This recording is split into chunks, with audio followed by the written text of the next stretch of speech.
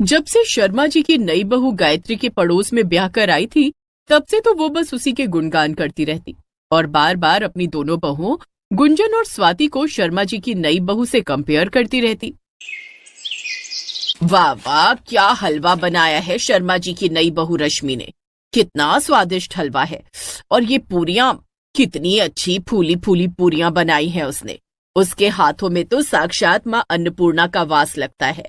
शर्मा जी के तो सचमुच भाग ही खुल गए जो इतनी गुणकारी बहुएं उन्हें मिली। और एक मेरी ये दो निकम्मी बहुएं हैं जिन्हें आज तक ढंग का खाना तक बनाने नहीं आया। ऐसा क्यों बोलती हो माँ जी, हम भी तो आपके लिए हलवा बनाती हैं। हाँ, वो तो तुम बनाती हो, लेकिन जो बात रश्मि बहू के हाथों में है वो तुम्हारे हलवे में कहाँ। क्या कमाल का हलवा बनाया है उसने। वाह वाह, मजा आ गया। अच्छा, ऐसी बातें तो हमें भी चखाइए। ऐसा क्या खास बनाया उसने जो आप इतनी तारीफ कर रही हैं? हाँ हाँ, ये लो और खाओ, और खाकर सीखो कि खाना किसे कहते हैं। आखिर खाना बनाया कैसे जाता है। तुम लोगों के खाने में ना तो स्वाद होता है और ना ही शक्ल। गायत्री उन दोनों को हलवा चखने को देती है, जिसे खाकर जेठानी गुंजन कहती है, इसका तो टेस्ट जाना पहचाना है।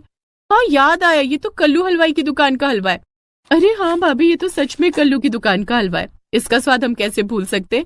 सब्जी लाने के बहाने हम उसका ये हलवा भी तो खाकर आते हैं। हाँ, लेकिन अभी ये बात माँ जी से मत कहना, नहीं तो वो कहेंगी तुम दोनों कल्लू हलवाई के पास अकेले अकेले हलवा खाकर आ जाती हो। हाँ हाँ, समझ गई मैं। क्या हुआ, आप क्या खुसुर फुसुर कर रही हो? मुंह खुला का खुला रह गया ना इतना टेस्टी हलवा खा के। हाँ माँ जी, बस यूं समझिए आंख नाक कान और दिमाग सब खुल गए रश्मि का ये रूप देखकर। ये रूप देखकर मतलब? भाभी का मतलब है कि उनका अन्नपूर्णा वाला रूप देखकर। अब तो हमें भी उनसे ये सीखना पड़ेगा। दोनों देवरानी जेठानी को शर्मा जी की नई बहू पर शक हो गया और अब दोनों ने उस पर नजर रखना शुरू कर दिया। दरअसल उनके पड़ोस में रहने वाले शर्मा जी की नई बहू महीना भर पहले ही ब्याह कर आई थी, लेकिन जब से वो शादी करके आई थी तो सोसाइटी के सभी लोग उसी के गुणगान करते रहते। वो दिखने में तो सुंदर थी, लेकिन उसके संस्कारों ने भी सबका दिल जीत लिया था, जिस कारण आस पड़ोस की सभी सासें हर वक्त बस शर्मा जी की नई बहू की तारीफ करती रहती, और उन्हीं में शामिल थी उनकी सास गायत्री भी। एक रोज, प्रणाम आंटी जी। प्रणाम रश्मि बहू, सुबह सुबह कहाँ जा रही हो? मंदिर जा रही हूँ आंटी जी। वो क्या है ना, अपने परिवार की खुशहाली की कामना करने।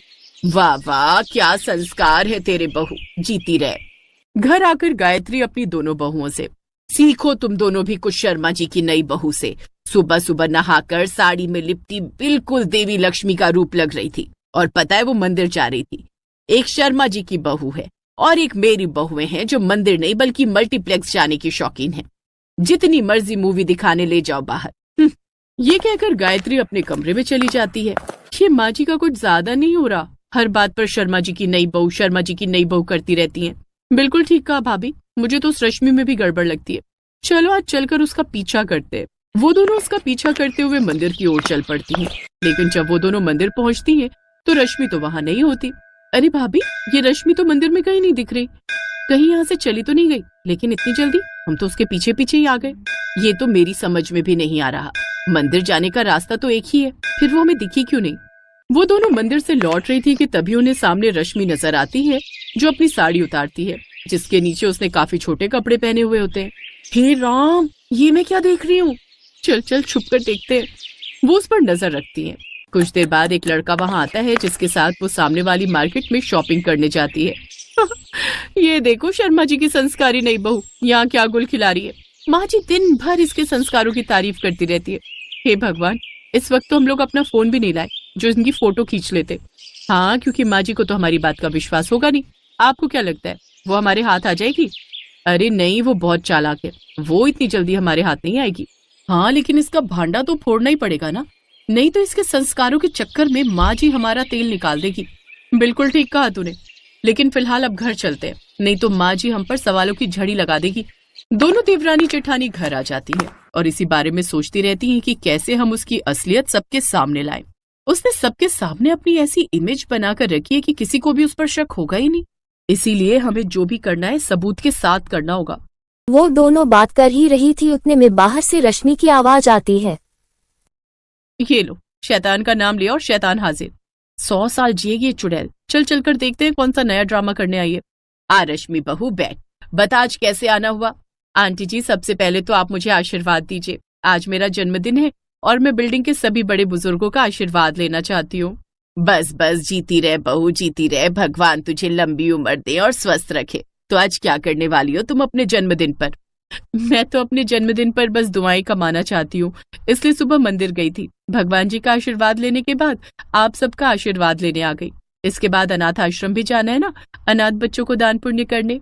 वाह बहू, क्या विचार हैं तेरे, क्या भले संस्कार हैं। नहीं तो आजकल की लड़कियां जन्मदिन पर छोटे छोटे कपड़े पहनकर टेढ़े मुंह बनाकर सेल्फी खींचेंगी, सोशल मीडिया पर खुद ही अपने बर्थडे का प्रचार करेंगी, बाहर घूमने जाएंगी, केक काटेंगी और बाहर का मुर्गा मारेंगी, वो भी दारू के साथ। मैं जानती हूँ, लेकिन तू सबसे अलग है। हाँ माँ जी, ये तो ठीक कहा आपने, वो सबसे अलग है। हमें भी तो सिखाओ भला अपने अच्छे संस्कार। जी, ये तो बस आप सबकी दुआएं हैं। अच्छा, अब मैं चलती हूँ, मुझे अनाथ आश्रम जाने के लिए देर हो रही है। ये कहकर वो वहां से चली जाती हैं। हम जानते हैं माँ जी, आप कहेंगी कितनी अच्छी है शर्मा जी की नई बहू। वैसे क्यों ना हम इस नेक काम में उसका साथ दें। मतलब हम सब और भी आस पड़ोस की औरतों को भी अनाथ आश्रम ले चलते हैं, सबको पुण्य भी मिलेगा और सब मिलकर उसका जन्मदिन भी वहीं मना लेंगे, तो उससे अच्छा लगेगा। क्या कहती हो जेठानी जी? हाँ, अच्छा विचार है। अब वो सब मिलकर अनाथ आश्रम जाते हैं, जहाँ उन्हें रश्मि कहीं नहीं मिलती। वो अनाथ आश्रम में उसके बारे में पता करते हैं, लेकिन वहाँ सभी किसी भी रश्मि के आने से इनकार करते हैं। वो सभी घर की ओर लौटने लगती हैं कि तभी उनकी नजर रश्मि पर जाती है, जहाँ रश्मि अपने दोस्तों के साथ हाथ में वाइन का ग्लास लिए डांस कर रही थी। आप सब यहाँ? हाँ रश्मि बहू, सोचा हम भी अनाथ आश्रम में थोड़ा दान पुण्य कर लें।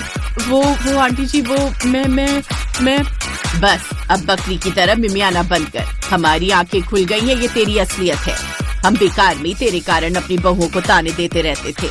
और माँ जी, आपकी जानकारी के लिए बता दूं, उस दिन जो आपने इसके हाथ का हलवा और पूरी बड़े चटकारे लगाकर खाया था ना, वो भी इसने कल्लू हलवाई से मंगवाया था। बता, अब बताती क्यों नहीं? हाँ, वो मैंने वहीं से मंगवाया था, क्योंकि सच तो ये है कि मुझे हलवा बनाना आता ही नहीं। क्या? बेचारी शर्मा जी के तो भाग फूट गए जो ऐसी बहू उन्हें मिली। अरे अब तू शादीशुदा है, खुद को सुधार ले जरा, नहीं तो ऐसा ना हो तेरे कारण हमारी बहुएं भी बिगड़ जाए। लेकिन इन सबसे अब स्वाति और गुंजन बड़ी खुश थी।